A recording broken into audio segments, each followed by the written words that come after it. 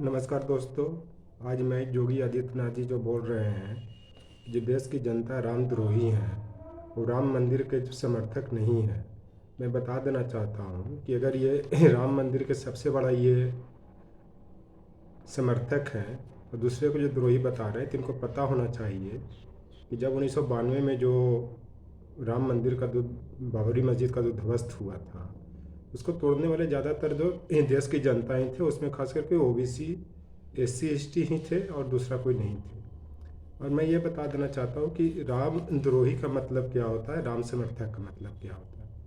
राम समर्थक का मतलब ये होता है कि राम ने हमेशा राम राज की बात की, उसके उनके समय में हमेशा जस्टिस की बात होती थी।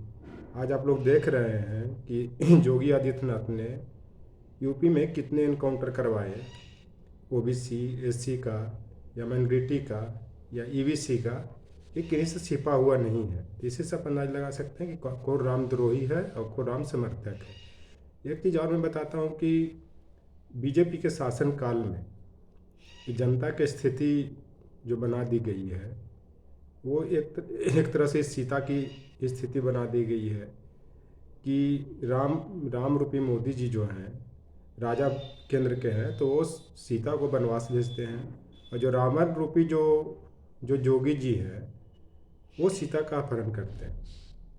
आप देख लीजिए, हथरस की घटना में देख लीजिए किस तरह से लड़की के साथ बलात्कार हुई कि भाई संघों ने की संबंधियों ने किया, ने छिपा नहीं हुई।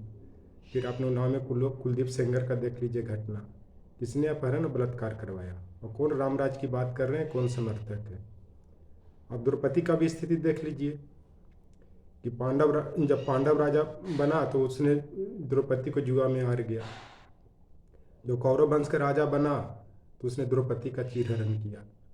तो ये कौन राम राज की बात कर रहे हैं, कौन राम द्रोह की बात कर रहे हैं। एक चीज़ और मैं बता देना चाहता हूँ, कभी भी कृष्ण और राम ने ये नहीं कहा कि मेरे लिए मंदिर बनाओ।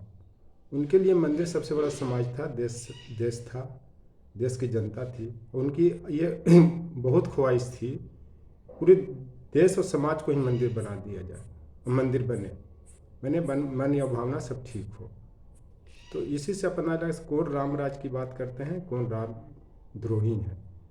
इसमें मैं ये भी बताना चाहता हूँ कि अगर अपनी कमाई हो तो फिजूल खर्च करें, या दान की कमाई हो या उधार की कमाई हो, तब उसका आप फिजूल खर्ची मत करें। अगर आपको मंदिर बनाने की शौक़ है, आप अपनी कमाई से करें, उसको बनाइए। मैं यह भी बता देना चाहता हूँ कि जो भी बीजेपी के जो कार्यकर्ता हैं, चाहे अमित शाह हैं या जो दलित के यहाँ खाना खाते हैं, आप एक दिन के पास खाना खाते हैं, वोट बैंक की राजनीति के लिए खाते हैं, लेकिन ये मायने नहीं रखता कि आप दलित के पास खाना खाते हैं। मायने ये रखता है कि आप हर दलित को अपने तरह खाना खाने के लायक बना दीजिए, तब रामराज की बात होगी। दूसरी चीज़ मैं और एक चीज़ बताना चाहता हूँ कि जो भी दलित समाज के हैं, उसको आप उस लायक बना दें जैसे आपका चेहरा टमाटर की तरह लाल लगता है। आपका जो टमाटर के तरह जो चेहरा लाल लग रहा है, वो जनता की कमाई का पैसा है। वो जनता की कमाई के पैसा से आप बड़े बड़े प्लेन पर, कार पर, या जो भी इस तरह की लग्जरी गाड़ियाँ घूम रहे हैं। तो यह मायने रखता है कि आप देश की दलित या कोई भी गरीब जनता है, उसको अपने तरह लाल बना दें, अपने तरह गाड़ी में घूमने के लायक बना दें। राम के सबसे बड़ा भक्त तुलसी थे। तुलसी में कभी कोई घमंड नहीं आया। उन्होंने अपने को एकदम हमेशा छोटा ही समझा, और कभी उन्होंने नहीं कहा कि मैं बड़ा हूँ या मुझसे बड़ा बनने का प्रयास करता हूँ, मैं किसी से बढ़ने का प्रयास करता हूँ। उन्होंने एक दोहा भी लिखा था, राम सो बड़ो है कौन, मोसो कौन छोटा, राम सो खरो है कौन, मोरो कौन खोटो। यानी कहने का मतलब है कि मैं राम से हमेशा छोटा हूँ। राम से मतलब रामराज से जनता से हमेशा छोटा है, और जनता के हक में बात होनी चाहिए। जिस देश की जनता, समाज की जनता दुखी है, कुपोषित है, बीमारी से पीड़ित है, उस देश की राजा नरक की भागी, मैंने एकदम नरक में जाने लायक है, मैंने उसकी स्थिति खराब है। आप इसी से अंदाज लगा सकते हैं कि रामद्रोही का काम कौन कर रहे हैं, राम राज की बात कौन कर रहे हैं। अर्थात वो कहना चाहते हैं कि भक्त में लघुता होती है, संतशीलता होता है, विनम्रता होता है, जातिवाद और क्षेत्रवाद नहीं होता है। ये जो संत के नाम पर जो चोंगा पहन के गेरुआ वस्त्र पहन करके घूम रहे हैं, ये तो संत पर भी कलंकित है। कोई भी संत उठा लीजिए, कोई भी संत का नाम सुन लीजिए, हमेशा उन्होंने राम का भक्त हो चाहे कृष्ण का भक्त हो, हमेशा उन्होंने सांप्रदायिक सौहार्द स्थापित करने की बात की है, कभी दंगा फसाद की बात नहीं की है, कभी कोई राजनीति में नहीं आया है। यहाँ तक कि जो जो एक मथुरा में जो संत रहते थे तो अकबर ने उनको बुलाया था तो उन्होंने भी इनकार कर दिया था और कहा था कि संतन को का सिकरी से काम। ये संत को राजपाट से सिकरी उस वक्त फतेहपुर सिकरी राजधानी होती थी, क्या काम है। ये तो गोरखनाथ के भी तो नाम को कलंकित कर रहे हैं, जो मठ के तो मठाधीश बने हुए हैं। तो आप इसी से आप लोग को निर्णय करना है कि कौन जो है ये रामद्रोही है या राम के समर्थक है, ये आप लोग को देखना है। और ये योगी आदित्यनाथ का निर्णय देश की जनता, यूपी की जनता करेगी, और किस तरह से करेगी, वोट की राजनीति की बात हो रही है।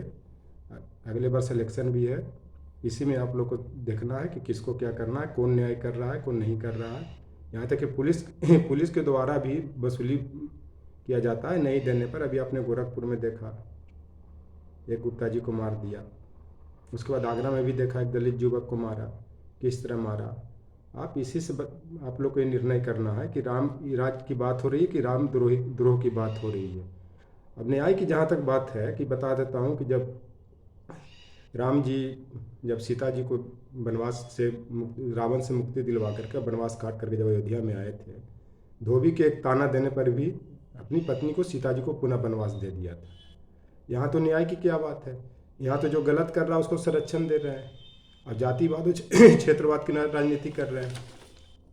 तो आप ये अंदाज आप लोग लगाएंगे कि रामद्रोही है, राम राज की बात कर रहे हैं, और कौन रामद्रोही है और कौन राम के पथ पर चल रहे हैं और कौन राम के पथ से विचलित हो रहे हैं। ये देश की जनता राम के पथ पर चल रही है, क्योंकि जो भारत देश की जनता है इमोशनल है, उसके बाद हमेशा सच्चाई को फॉलो करते हैं, देश के लिए मरने मिटने के तैयार होते हैं। तभी तो मोदी जी को बालाकोट अटैक के बाद इतना बड़ा जनमत दिया और इतना मैंडेटरी बहुत दिनों के बाद आई, और उन्होंने इस कारण दिया कि ये देश की अच्छा से चलाएंगे, इनकाउंटर नहीं होगा, कम से कम आदमी को जीने दिया जाएगा, मारेगा नहीं। लेकिन यहाँ पे तो रक्षक ही भक्षक बना हुआ है। तो राम राज की बात क्या हो, कृष्ण राज की बात क्या हो सकती है। आप इसी से अंदाज लगा सकते हैं कि यूपी में क्या हो रहा है, कौन राम के समर्थक है, कौन राम के पथ पे चल रहा है, कौन नहीं चल रहा है।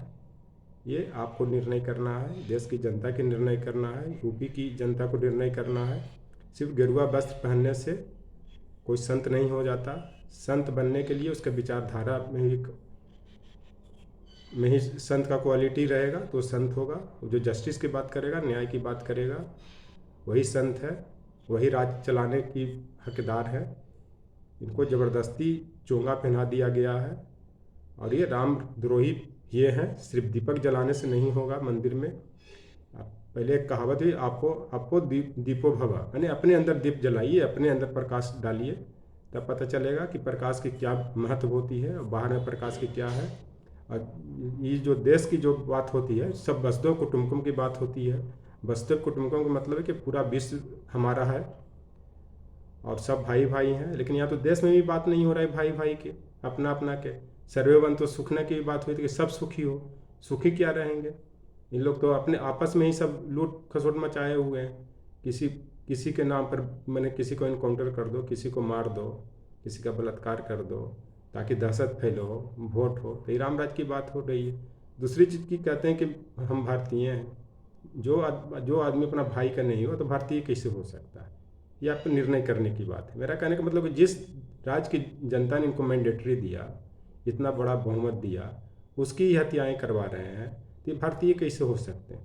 इनमें तो खून का खून बसा हुआ है, उसमें जो भी आक्रमणकारी आए उनका खून बसा हुआ है। ये तो राजनीति जो है, ये पॉलिटिक्स जो कर रहे हैं सिर्फ सत्ता पाने के लिए कर रहे हैं। यही मुझे इस पर विचार व्यक्त करना है। कौन रामद्रोही है, कौन राम के पथ पर चले राम समर्थक हैं, ये आप लोग को निर्णय करना है। Thank you.